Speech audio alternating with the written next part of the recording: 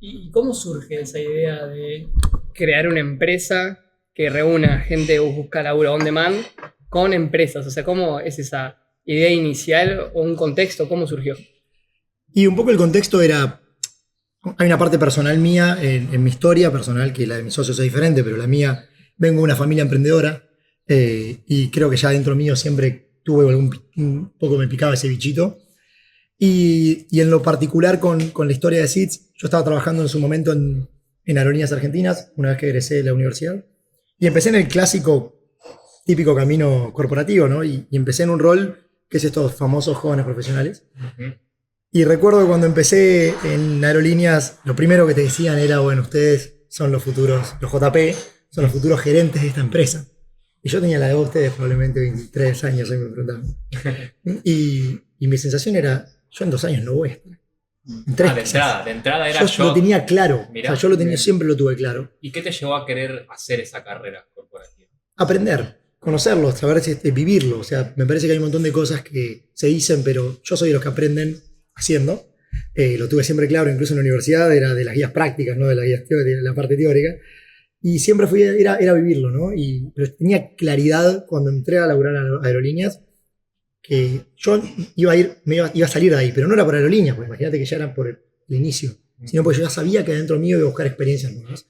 Pero bueno, empecé y obviamente estuve entusiasmado, fue un proceso largo de ser parte de una empresa grande y que te hagan sentir que sos el futuro, y obviamente me entusiasmé hasta que toda esa parte nueva un poco se me perdió en mi historia y me empecé a dar cuenta de que cuando se pasaba la novedad, yo era un analista más, o sea, un analista financiero en un área de controlling, haciendo cosas rutinarias, y sentía que perdía un poco mi esencia, mi chispa, ¿no?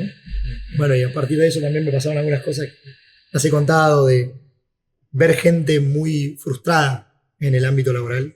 A mí me chocaba mucho ver gente que estaba hace 10, 15 o 20 años en la empresa pensando que se iba a quedar toda la vida, pero vos le preguntabas si les gustaba y te decían que no. Y le preguntabas por qué no salían y por qué voy a hacer. Qué raro eso. Y a mí eso me arruinaba, te voy a decir la verdad. O sea, a mí eso siempre me golpeó un montón. Y yo decía, no puede ser que nos conformemos todos como sociedad. Y Vox Populi estaba bien. Sí. Vox Populi era es el discurso, y bueno, porque nos enseñaron que en la vida hay que perseverar y quedarse y bla, bla. Y de hecho estaba mal visto renunciar a los trabajos.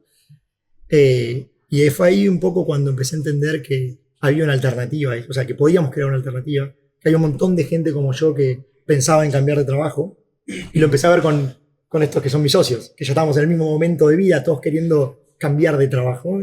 A todo Sí. esto, ¿ellos estaban laburando en aerolíneas o ellos No. cada uno laburaba por su parte en relación de dependencia? Exacto. Y todos compartían esa ganas en común de emprender. Digamos que todos trabajaban en compañías diferentes. Éramos todos ingenieros de Litva, habíamos estudiado lo mismo, nos conocíamos ahí. Y a los 4 nos pasaba un poco la misma sensación de 2 años después de haber empezado, me quiero ir. ¿Y cuáles eran las charlas entre ustedes? ¿Qué se decían? ¿Cuál era el cuestionamiento en ese momento? No, el cuestionamiento era hagamos algo diferente, era probemos, era otros que quizás después no fueron socios nuestros, pero sí iban a hacer un MBA, otro quería ir a tener una experiencia en otro país. Eran múltiples los factores que hacían que las personas quieran renunciar, pero lo que yo veía como un patrón común era que el 50-60% de mis compañeros de la facultad, que eran considerados talentos, estaban pensando en renunciar en todos los lugares en los que estaban. Uh-huh. Y en paralelo, ¿no? Yo un día tengo una charla con Tincho, que fue el primero de mis socios, y Tincho, antes de trabajar en Bain, que era donde estaba trabajando cuando empezó SITS, estaba trabajando en Quilmes, en un programa de jóvenes profesionales. Y también él me contó que de los jóvenes profesionales de Quilmes, la mitad se había ido. Y en Aerolíneas había pasado lo mismo. Entonces ahí fue un día como que empezamos a darnos cuenta que este era un problema real. Porque hay algo para mí que hay que tener importancia, es importante para una startup, es darse cuenta que hay que resolver un problema de verdad, que no sea solo tuyo. Los problemas propios todos tenemos, cada uno los tendrá que resolver. Pero cuando tu problema identifica con un montón de gente, ahí es donde hace sentido una empresa para mí. Y eso vimos que en el entorno nuestro había un montón de gente en esta, y que a nuestras empresas, el hecho de que personas como nosotros pensemos en renunciar les dolía un montón. Entonces, lo que nosotros tratamos de buscar en ese momento fue decir, queremos una nueva forma que tenga que ver con que las personas puedan elegir, pero que las empresas se puedan beneficiar. Y que ambos se encuentren de una manera diferente, que no va a ser la relación laboral tradicional, sino una nueva forma de trabajar, pero que ambos tengan lo que quieren. Las empresas, las personas que buscan, y las personas, el tipo de trabajo, de experiencia que están o que quieren elegir. Bien. ¿Y qué crees que falla? Sí. ¿Qué crees que falla en el sistema laboral tradicional por lo cual vos querés revolucionarlo? Buenísima esa pregunta. Para mí fallan un montón de cosas. Partimos de la base de que nadie nunca se puso a pensar muy distinto. Si ustedes lo piensan en algún punto, nada de todo lo que vemos acá para la producción de este contenido estaba, probablemente solo el micrófono, hace 50 años. Y creo que la forma en que trabajaba la gente hace 50 años era prácticamente igual a la que trabajan. La forma en la que te moves, ni siquiera en el auto ya es igual, que era algo de lo que más arraigado estaba. Ya uno se sube un Tesla y no es nada que ver con lo que era un Ford en el año 50. Sin embargo, la persona que trabaja en Tesla trabaja de la misma forma que el que trabajaba en Ford hace 50 años. Entonces, si todo innova, ¿por qué esto no estaba innovando? Era una de las cosas que me preguntaba, ¿no? Y es esas formas que veo donde se construyó un sistema donde pareciera ser que la empresa es dueña de la persona. Medio que nos acostumbramos a ese concepto. Y bueno, yo trabajo para la empresa y lo más importante es la empresa.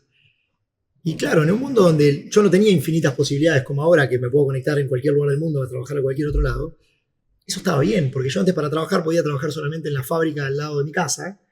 Y hoy en día yo puedo desde el lugar que esté trabajar para una empresa en Hong Kong y tengo infinitas posibilidades. Entonces la gente empezó a darse cuenta que tiene mucha más posibilidad de elegir que antes.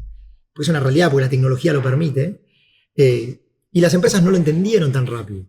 Las empresas seguían pensando que ellos, porque tenían el trabajo, iban a tener a la gente. Y de repente les empezó a pasar que cuando querían gente buena no la encontraban. Yo creo que hay un arraigo ahí muy fuerte en una desconexión entre lo que la empresa ofrece y lo que la persona busca. Entonces, siguen ofreciendo contratos, beneficios, acuerdos válidos para la gente de 1950, pero no válidos para ustedes. Porque a ustedes no les interesa que alguien les diga, les voy a pagar una jubilación. Porque no saben ni cómo funciona la jubilación, probablemente yo tampoco. Y no lo están pensando, ¿no? Y la empresa cree que si te da un plan de carrera, no te interesa el plan de carrera. No, ni las 2 semanas anuales de vacaciones. Yo siempre digo lo mismo. Había una vez escribí un artículo que decía, decime cuántas mesas de ping-pong tenés y te voy a decir qué tan viejo sos en tu empresa. Porque es básico, no entendés nada. ¿Quién quiere jugar al ping-pong a la oficina? Pues por lo menos yo no. ¿Quién quiere ir a la oficina? ¿Quién quiere ir a la oficina en algunos casos? Claro, tal cual. Entonces, yo creo que lo que está roto es, lo primero más profundo es una desconexión entre ambas partes, de seguir pensando que la misma propuesta de siempre es válida para el nuevo contexto. De gente cultural. Cambió todo, tenemos acceso a 1 millón de tecnologías que antes no teníamos, hay que cambiar también la forma de relacionarse.